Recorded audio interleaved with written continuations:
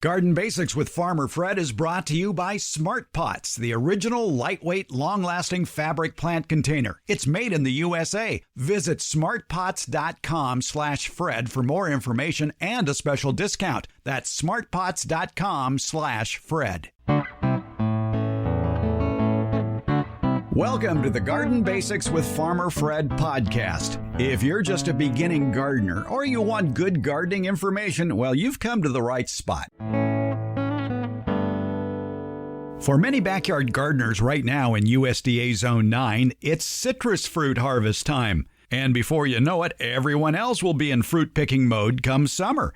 Do you have the right equipment for harvesting fruit? Do you know the best ways to do it to help ensure that the fruit will last longer in the kitchen? We talk with a fruit picking expert. He's organized a tree fruit gleaning program that collects unwanted fresh fruit from backyard gardens and distributes it to the needy. Also, just because it's winter, that doesn't mean all you get to do is sit indoors and sharpen your tools. That is a good idea, but you know, your yard could use a little winterizing cleanup to thwart this spring and summer's pest problems. We have those quick tips on this, the inaugural episode of Season 3. We're podcasting from Barking Dog Studios here in the beautiful Abutilon jungle in suburban Purgatory. It's the Garden Basics with Farmer Fred podcast, brought to you today by Smart Pots and Dave Wilson Nursery. And we'll do it all in under 30 minutes. Let's get started. If you have any fruit trees in your yard, well, good for you. But do you know how to pick fruit? Do you have the right equipment for picking fruit? It's not as simple as you might think. There's a lot of things you need to consider, not the least of which is, why are you on a ladder picking fruit? Why don't you keep your fruit trees at a size that you can manage from the ground? And you can certainly do that. We've talked about that on this podcast a lot. But let's get back to picking fruit. We're talking with Matthew Ampersand. He is with Community Fruit, which is a division of Find Out Farms in the Sacramento area. They do some great work. They actually collect fruit from people's backyards that people don't want and distribute it to the needy. It's a wonderful project that he's involved with. Matthew, thanks for talking with us here on Garden Basics. Tell us a little bit about how Find Out Farms and Community Fruit got started. Well, that's a great question, Fred. Thanks for having me on, first of all. Find Out Farms started in 2019 when my partner and I moved to Sacramento from the Bay Area. We both love food. We're people who are passionate about food access and food sovereignty. I have a background in informal science education, and I decided that we would start our own project where people could learn more about food at their own pace, based on their own interests. So Find Out Farms is all about finding out more about what you're eating and where it's coming from. And Community Fruit was a project that got started because as we walked around our neighborhood here in South Oak Park in Sacramento, we saw fruit rotting on the ground. Whereas in South Oak Park, we're in what is considered a food desert. People have to walk at least a mile to get to the grocery store. A lot of our neighbors don't have vehicles, so a mile-long walk with groceries is pretty hard to do. Meanwhile, there's fruit rotting on the ground. So we connected these two dots. We took the fruit before it went to the waste stream and gave it to our neighbors who are very appreciative of fresh, healthy food. That project grew and grew, and now we're harvesting thousands and thousands of pounds of fruit on a regular basis and giving it to folks in the community who appreciate it. And here in the Sacramento area, picking fruit can almost be a year-round vocation simply because even in the wintertime, there's a lot of citrus to harvest. In fact, I bet, and you would be more of the expert on this, there's probably more unused citrus in people's backyards than there are other fruit trees that develop throughout the year. Absolutely. So Community Fruit is a program that goes year round. We harvest fruit in the community and share it year round. That being said, you're totally right. January is a wild time for us, and so is February. It's peak citrus season, and there are thousands of pounds of fruit going to waste in people's backyards.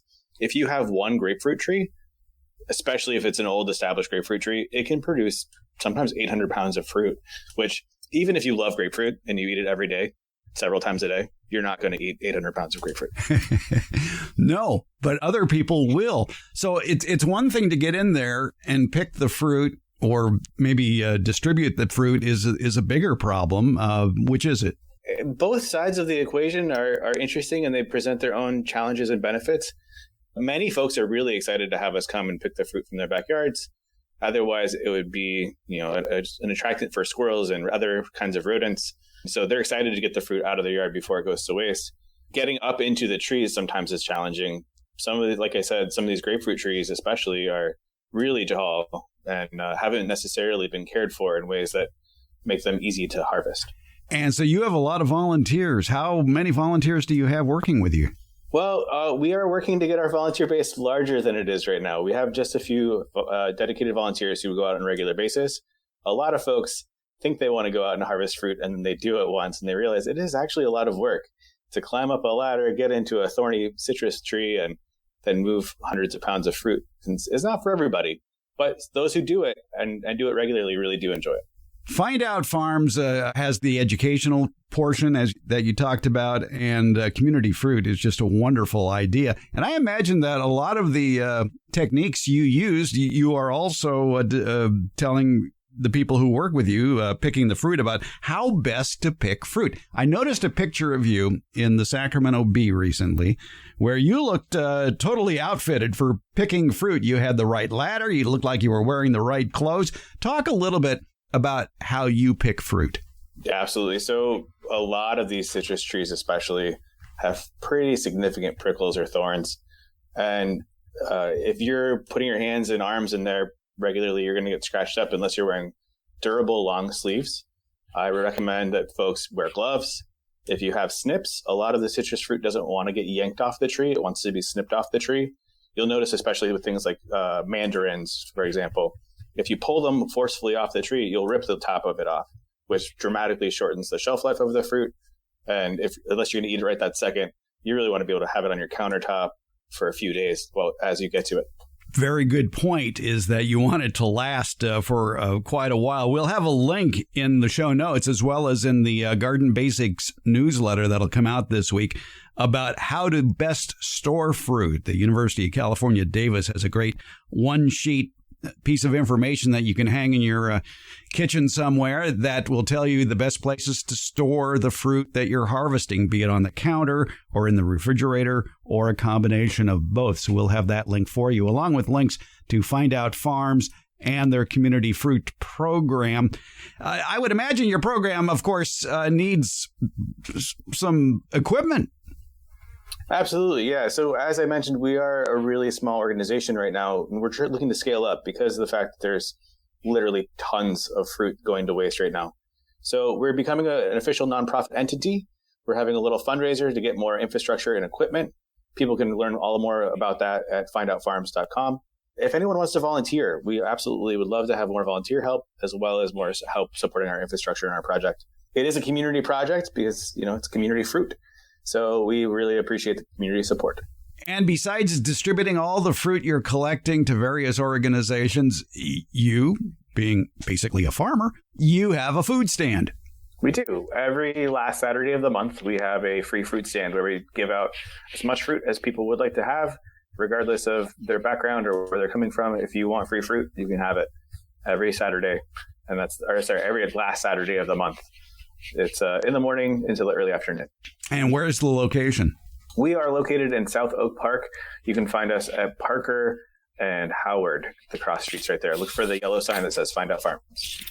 Now, for those of you who are listening to us who are outside the Sacramento area, which is most of you, I would like to point out that there is a great website you can go to where you can find the food bank or food pantry nearest you that not only is handing out food, but maybe taking your donations. And that's what ampleharvest.org is all about. If you have excess produce and you're not in the Sacramento area or wherever you may be in the United States, go to ampleharvest.org and you can find the food bank or food pantry nearest you that is taking donations as well as distributing food. I recommend it highly. They're doing great work. They, too, are a volunteer organization. And, of course, Matthew, you're just getting started, basically, with Community Fruit and expanding Find Out Farms, and there are ways for people who want to support you, aren't there? There are. If folks want to support the work that we're doing, we have the Community Fruit Project. We're also a community compost hub, and we are striving to have educational programming for the public by the summer of 2022. So if people want to support this work, we would love that help. the best way that people can do that is by supporting our Patreon. So patreon.com/findoutfarms. And that little bit of a monthly donation really helps us every month to do this work. Now, I notice that you're wearing prime farming gear right now, and it's I don't see how anybody who spends a lot of time gardening or even doing a small farm couldn't wear, and that's overalls. That's right, yeah. They have a lot of pockets. They do. And in fact, look, I think actually, oh no, I thought I had my clips right here, but I just have a utility knife. Okay. Yeah, usually I keep my clips right in my front pocket. And speaking of equipment that you use for pruning fruit, you mentioned snips. What are they in particular? So I use snips that are meant for either harvesting apples or for citrus specifically. They're these little, very robust snips, and they don't need to be sharpened nearly as often as regular pruners. And they just are kind of like if you've ever seen a clipper for dogs' toenails, they're sort of like that. And they're fast, they're easy, they're small, they fit in your hand or fit in your front pocket of your overalls. Right. Okay. So no brand jumps out at you as far as what it is. You can find them from basically anyone who sells any orchard supply equipment. There's an unfortunate brand named Corona. They have some that are affordable and pretty reliable. Exactly. Corona, Felco, Sandvik, they all have some excellent small pruners, sort of like needle nose pruners, if you will, so you can really get into those tight spaces and clip the stem, especially on a thorny citrus bush where you're trying to get in and get the fruit without getting stabbed. Yeah, you don't want a Meyer lemon to bite you. Yeah, Meyer Lemons famous for their thorns. I also noticed in that picture that was in the paper review, you had a orchard ladder. And for people who don't know what an orchard ladder is, talk about why that's so important if you're climbing a ladder and getting fruit.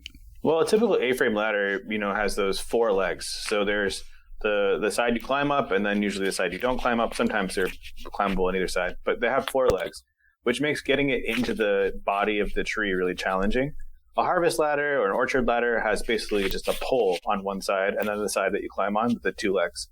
That pole can fit in between branches and get closer to the base of the tree. It also sticks itself in the soil pretty well. A lot of the places where we're harvesting are backyards and covered in grass and sometimes wet and slippery, and that pole really holds itself nicely in position, gets you closer into the fruit and doesn't move around while you're up 14 feet up in the air. Very good. Yeah, for anybody who has a lot of fruit trees that are out of control, if they're over 10 feet tall, you do really want an orchard ladder because of the stability that it provides, especially on uneven surfaces. Yeah, that's right. But of course, if you're just starting your backyard orchard, you can keep your trees, your fruit trees, and keep them as bushes and keep them at 6 feet, 8 feet tall and still have enough food for you and your family.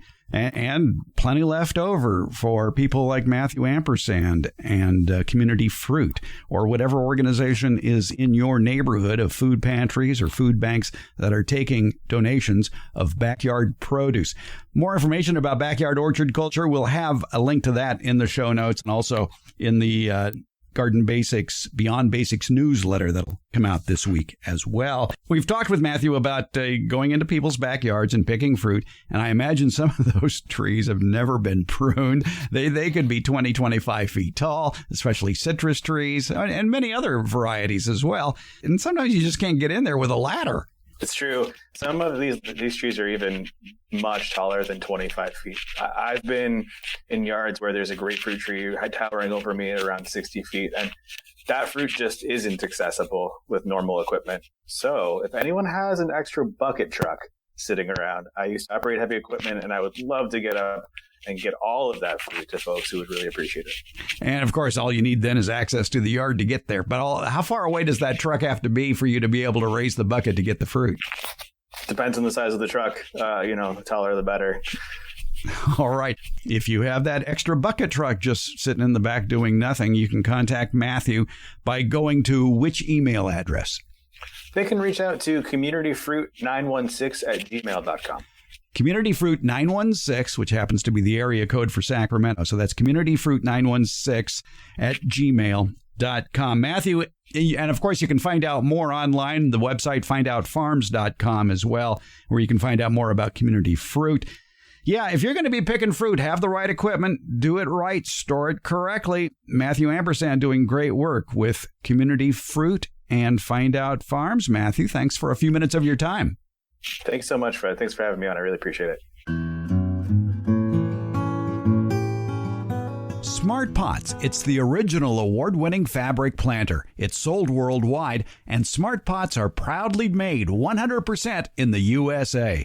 Smart Pots, by the way, are BPA-free with no risk of chemicals leaching into your soil, your herbs, vegetables, and other edibles.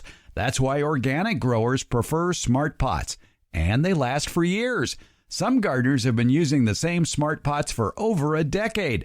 Smart Pot's breathable fabric creates a healthy root structure for plants. Because the fabric breathes, Smart Pots are better suited than plastic pots, especially for really hot and really cold climates. And unlike a plastic pot, the fabric won't crack or break from frost or when dropped. For more information, visit smartpots.com/Fred. And don't forget that /Fred part, because on that page are details of discounts when you buy Smart Pots at Amazon. Visit smartpots.com/Fred. If you haven't shopped at your favorite independently owned nursery lately, you know something you're missing out. Now arriving at California, Arizona, and Texas nurseries are Dave Wilson Nursery's excellent lineup of farmers market favorites of great tasting, healthy fruit and nut varieties. They're already potted up and ready to be planted. We're talking about almonds, blackberries, blueberries, boysenberries, figs, grapes, hops, kiwi, mulberries, olives, pomegranates, and a lot more. For you gardeners in the Pacific Northwest, mountain, and southern states, look for Dave Wilson's Farmers Market favorites in January and February. You want more? Well, by the second week in January, you're going to find your favorite Dave Wilson bare root deciduous fruit trees in stock, including my favorite, the plum apricot cross, the Pluot. Wholesale grower Dave Wilson Nursery has probably the best lineup of great tasting fruit and nut varieties of any grower in the United States. Find out more at their website, davewilson.com. And while you're there, check out all the videos they have on how to plant and grow all their delicious varieties of fruit and nut trees. Plus, at davewilson.com, you're going to find the nursery nearest you that carries Dave Wilson's plants. Your harvest to better health begins at davewilson.com. Debbie Flower is here, our favorite retired college horticultural professor, with a quick tip about the importance of winter cleanup in the garden. Who wants to go outside? It's cold and yucky out there. But once you get out there, it's invigorating. Yeah. You know what's underneath all that junk you left in your garden? Next year's bugs. Next year's bugs, and in that stuff that has fallen, which is typically leaves, so it can contain flowers, it can contain old fruit, are disease spores or the origins of disease. And so it's really important in winter to get the crap. That's good. That's good. Which is it's organic crap. It's organic matter, right? Yeah. Out of from under the plants, out of your vegetable garden. Move it to the compost pile. That's definitely fine. It will get attacked there by other organisms that kill the disease or kill the bugs. But get it away from your plants, and if possible, put down a new layer of mulch, particularly under things like roses, fruit trees, and if there are any fruit hanging in the fruit trees that I'm not citrus is bearing right now, but other fruit trees, cherries, pears, apples, take those off the plant and get rid of them. I would throw them away just because they have such a large load of disease in them. Don't leave them on the plant. They will just allow diseases to proliferate and spread to other parts of the plant. Bye-bye, mummy. Yes, those are called mummy fruit. Yes. All right, so cleanup is important for a number of reasons. Next year's weed seeds, too, are resting comfortably underneath all that debris. Yes, and so you can't get rid of all of them. That you can't rake all the seeds out. There will be another layer beneath them. Weeds are very good at living for years and years in seed form in the landscape, and they will come up for decades in some cases from the seed bank from one year. So a new layer of mulch laid out is a really good idea once you've gotten rid of what you can get rid of. All right. Can we do something with that old mulch? I mean, I paid good money for that. No, I didn't. I just got it from a tree trimmer. But the fact of the matter is, I don't want to get rid of mulch that maybe it has some peach leaf curl in it. Could I move that to some non-prunus area? You could do that. I would rather put it in the compost pile and then put a layer of leaves, let's say, on top of it and let nature consume the infecting agent. And by the time it's broken down, your kids can use it. I don't think it takes quite that long. Depends how hot your compost pile is. Yeah. But you don't have to remove a lot of mulch. You just have to remove the gunk. And leaves break down fairly quickly. If your mulch is a wood product, it takes much longer to break down, and you don't need to remove that. You just need to remove the leaves that are buried in it. And probably a good idea to have like 3 or 4 or 5 or 6 dry days between when you think about it and when you actually do it, in order to maybe facilitate removing, especially of leaves. Wet leaves are more difficult to remove. Yes, wet leaves are more difficult to remove. My husband likes to use the blower to get rid of the wet leaves, and then the other device, the yard vacuum, which sucks them up and grinds them, and then they break down really fast. If they're just plain leaves that fell off the tree, they don't have disease in them, then we can put them in other parts of the landscape. If they have peach leaf curl or they have powdery mildew or something, then they will go into the compost pile. I always like to wait until the last leaf has fallen before I begin that process, because I only want to do it once. Yeah, I have mixed feelings about that, because they pile up and then they hold more moisture. Depends how many you have. You don't have very many big trees in your yard. I have an oak tree next door that visits you. Yeah, that the wind blows in this direction. Yeah, I have platanus on two sides of me that the wind blows in my direction. That would be a sycamore for you Latin fans out there. Yeah, we've done it about 3 times to get the piles off the driveway and that sort of thing. All right, cleanup, very important. Put it on your to-do list. Make it a New Year's resolution as well. A clean garden is a happy garden. Mm-hmm. And you'll feel good having gone out and done the work and been in the little bit of sunshine that is available outside. You might even find a new plant coming up. Yeah. Yeah, all right. Debbie Flower, thanks for helping us do some winter cleanup here. Okay, my pleasure. Because there are so many demands on your time these days, well, I like to keep the Garden Basics podcast to under 30 minutes. But still, there's a lot more to tackle on all the garden subjects we bring up on the podcast. So for that and a lot more, we're starting up the Garden Basics with Farmer Fred newsletter. It'll be on Substack. It'll go into more details about what you just heard on the latest podcast.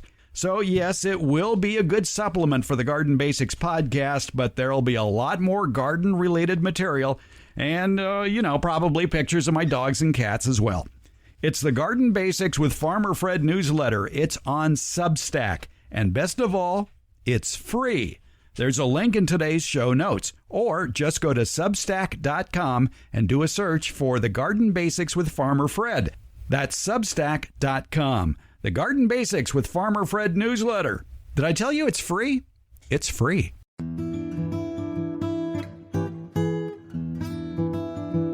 Garden Basics comes out every Tuesday and Friday. It's brought to you by Smart Pots. Garden Basics is available wherever podcasts are handed out, and that includes Apple, iHeart, Stitcher, Spotify, Overcast, Google, Podcast Addict, CastBox, and Pocket Casts. Thank you for listening, subscribing, and leaving comments. We appreciate it.